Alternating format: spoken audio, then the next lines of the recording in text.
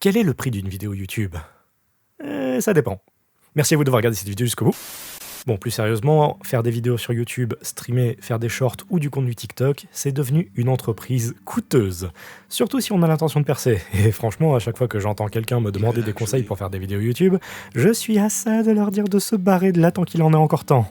Car réussir à se créer une communauté, c'est, encore une fois, coûteux, mais c'est aussi une immense loterie duquel il ressort infiniment plus de gens qui se bouffent une désillusion assez énorme que de gens bourrés de succès qui peuvent se pavaner en lunettes de soleil à arroser la foule de billets. Et j'en veux pour exemple ma chaîne qui en quasi 5 ans a atteint que, entre gros guillemets, les 5800 abonnés, alors que régulièrement je reçois des commentaires lamentant le fait que je n'ai pas le succès que je mérite. Ce qui est extrêmement flatteur, et même si je suis déjà bien content de mon nombre d'abonnés, j'ai aussi la satisfaction d'avoir réussi à aider Kayane notamment à gagner 50 000 abonnés sur TikTok en 5 mois, et elle a gagné quasiment 30 000 abonnés de plus sur YouTube depuis qu'on collabore ensemble. Donc voilà. Mais bon bref, toujours est-il que derrière chaque vidéo YouTube, peu importe la chaîne, il peut facilement y avoir une à plusieurs centaines d'euros en jeu, quand c'est carrément pas des milliers voire dizaines de milliers pour les chaînes qui ont les moyens de produire du contenu extrêmement professionnel. Il y a des coûts évidents, il y a des coûts cachés, mais il y a aussi un coût insoupçonné, le coût humain. Et j'ai envie de mettre en avant tous ces différents points en me servant moi-même d'exemple pour montrer que faire des vidéos YouTube, c'est non seulement pas si simple que ça en a l'air, mais c'est aussi une activité très fortement déficitaire pour 99% des gens qui voudront se lancer là-dedans.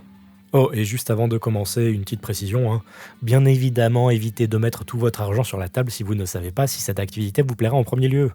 Comme je viens de le dire, c'est une activité qui peut très rapidement nous coûter des milliers d'euros, directement et indirectement, donc commencez petit avant d'investir dans ce hobby qui sera déficitaire pendant un bon petit moment, soit tellement déficitaire que vous n'en tirerez jamais aucun profit.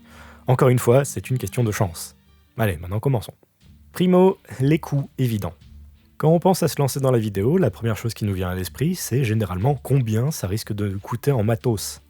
Si on compte faire des plans avec une caméra, c'est déjà un premier coût, qui peut aller de quelques dizaines d'euros pour une webcam pas trop dégueu, à facile quelques centaines, voire 500 à 700 balles minimum si on veut du milieu de gamme, qui fasse bien le taf. Et aussi, ça peut carrément monter à la dizaine de milliers d'euros si on décide d'investir dans du matos de super giga pro, même si bon, à ce stade, ça impliquera aussi d'avoir une équipe capable de faire marcher tout ça, et je sens qu'on sort du sujet, donc Bien évidemment, l'option smartphone restera toujours une possibilité, mais bon, là encore, faut pas oublier que ça a déjà représenté un coût assez indirect, si on n'y avait pas réfléchi auparavant. Bon, perso, je n'ai pas vraiment investi dans du matos vidéo parce que quasiment tout se fait en voix off, donc je me contente de mon téléphone et éventuellement des webcams de mon MacBook et ou de celles de mon PC si j'en ai besoin. Ensuite, et c'est probablement même plus important que la vidéo en elle-même, le son. Il faut une excellente qualité de son si on veut éviter de casser les oreilles de ceux qui prennent le temps de nous écouter, et là ça peut facilement taper dans la centaine d'euros si on veut un truc un minimum potable. Pour le coup, mon micro principal, c'est le Elgato Wave 3, qui coûtait environ 180 balles à l'époque, mais qui a pas mal baissé en prix ici et là pour arriver aux alentours des 130 euros et moins.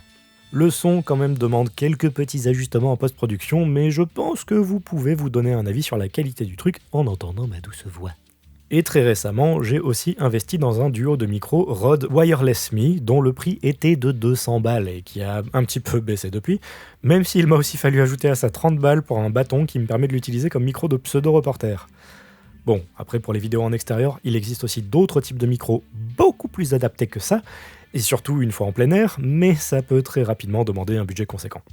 Et pour compléter la sainte trinité des essentiels, il faut un bon PC pour pouvoir faire le montage des vidéos en toute tranquillité. Il y a 5 ans, j'utilisais un PC portable ultra cheap à 300 ou 400 balles et c'était un véritable enfer. La vidéo de Fire Emblem Three Houses avait quasiment mis 1 heure à l'exportation et c'était le festival du ralentissement, juste pour vous donner un exemple. Entre-temps, on m'avait offert un PC portable de très haute gamme pour l'époque, avec une carte RTX 2070, mais parce que je l'utilisais H24 pour le boulot, il a connu une fin de carrière assez rapide. En 3-4 ans, c'était déjà fini.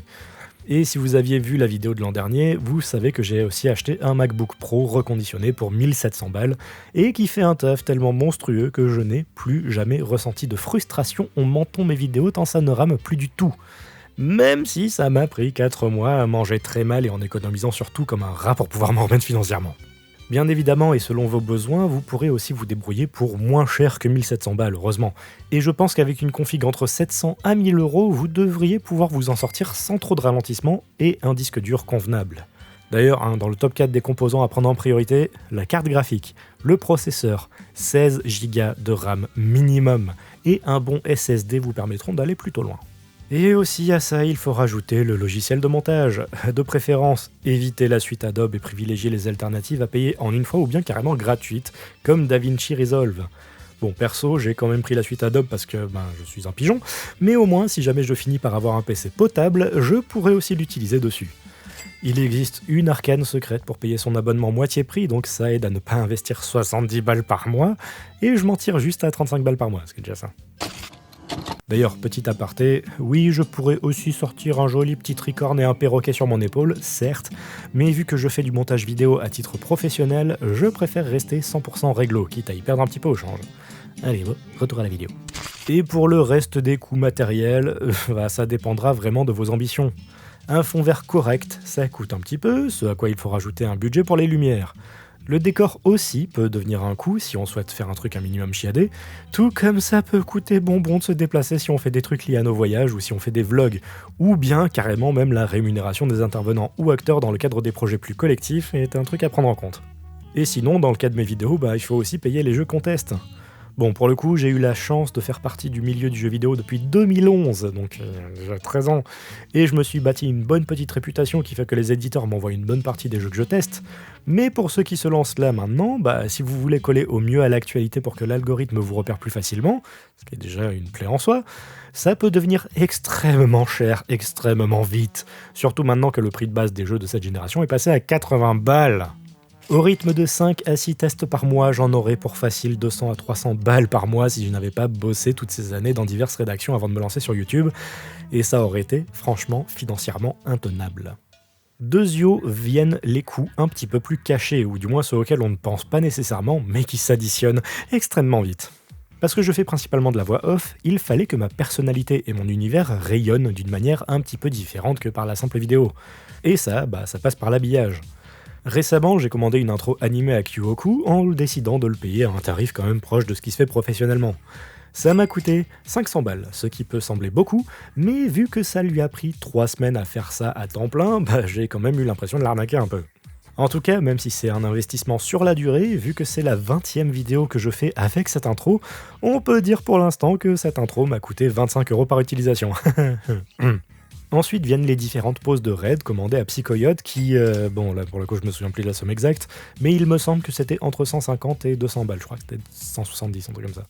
Bon là pour le coup ça fait 3 ans que je les utilise et même si j'ai perdu le compte, je pense que le coût de revient actuel est de 1 € par vidéo, voire même un petit peu moins. Et depuis peu, j'ai décidé de faire régulièrement des miniatures par des artistes pros, et le prix moyen d'une miniature tourne autour de 50 à 60 €. D'où le fait aussi que beaucoup de miniatures sont faites par ma pomme avec mon petit iPod, que je pourrais aussi compter dans les frais de matos vu que je l'utilise en grande partie pour ça. Donc avec l'Apple Pencil, vous pouvez rajouter 700 balles de plus à ma facture. En tout cas, vu que les miniatures sont à usage unique, elles peuvent pas être rentabilisées sur la durée, donc le coût de revient n'existe absolument pas. Et enfin, le plus gros coût caché, c'est vous. Le temps que vous consacrez à faire vos vidéos n'est pas négligeable, même s'il sera variable d'un projet à l'autre. Pour vous donner une idée du coût de chaque vidéo en termes de production brute, je vais vous donner 2 exemples distincts. Le test de Final Fantasy VII Rebirth et celui d'Arzet. Et je vais aussi calculer tout ça au SMIC, juste histoire d'avoir une ligne de référence, même si concrètement j'ai rien touché dessus, ou du moins pas grand chose. Final Fantasy VII Rebirth, c'est 38 heures de jeu, plus 3 heures d'écriture et d'enregistrement de texte, plus 3 ou 4 heures de montage de vidéo et audio, donc au SMIC, soit 11,65 € brut par heure, si j'avais laissé à quelqu'un d'autre faire la vidéo, ça me serait revenu à 524,25 € brut. Ajoutez à ça les 60 € pour la miniature, et si j'avais payé le jeu sur le PlayStation Store, vous rajoutez 80 balles de plus, et la vidéo me revient à 664 balles 25. Et tout ça sans même prendre en compte les coûts de revient de l'intro, des dessins de raid, de l'électricité nécessaire pour faire la vidéo, et tout le matos cité plus haut. Bordel. Pour ce qui est du test d'Arzette, la crise existentielle est beaucoup moins violente, mais elle est quand même présente, puisque j'ai mis environ 2 heures et quelques pour finir le jeu, environ 2 heures et quelques pour l'écriture et l'enregistrement, et 3 heures pour le montage audio et vidéo. Donc on va pousser le total à environ 8 heures. Soit, quand même 93 balles brut au SMIC. Et si on rajoute les 10 balles que j'ai donné à Seoska pour la miniature rigolote et les quasi 20 balles que le jeu m'aurait coûté, la vidéo m'aurait potentiellement coûté 120 balles total. Et maintenant, histoire de rire un peu, parlons de ce que ces 2 vidéos m'ont rapporté. Ou du moins m'ont théoriquement rapporté, vu que je n'ai toujours pas pris la peine de demander mon chèque à YouTube, vu que je garde tout ça comme une sorte de fonds à réclamer si jamais quelque chose de très mal arrivait. La vidéo de FF7 Rebirth, qui m'a théoriquement coûté 664 balles, m'a fait gagner 9,75€. Tandis que celle d'Arzette, qui m'a théoriquement coûté 120 balles, m'a fait gagner 2,14€.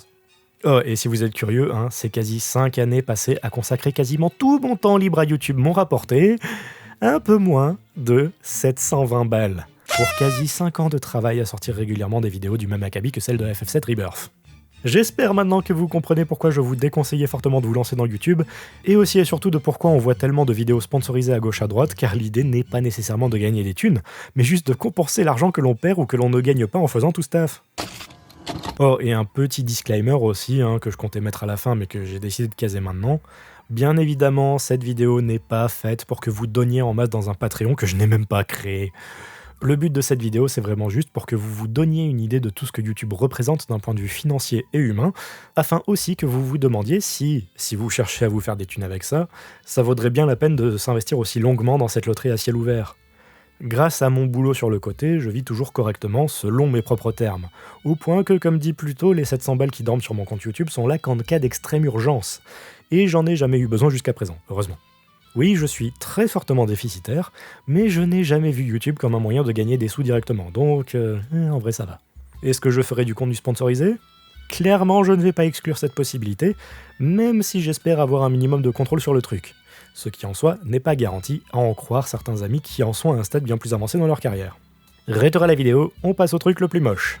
Tout ce taf a bien évidemment un dernier coup, le coût humain. On l'a bien vu ces derniers mois, de nombreux vidéastes populaires ont décidé du jour au lendemain d'arrêter leur boulot de vidéaste, citant principalement des raisons de santé mentale. YouTube est une machine qui broie littéralement le moral de ceux qui s'y investissent le plus.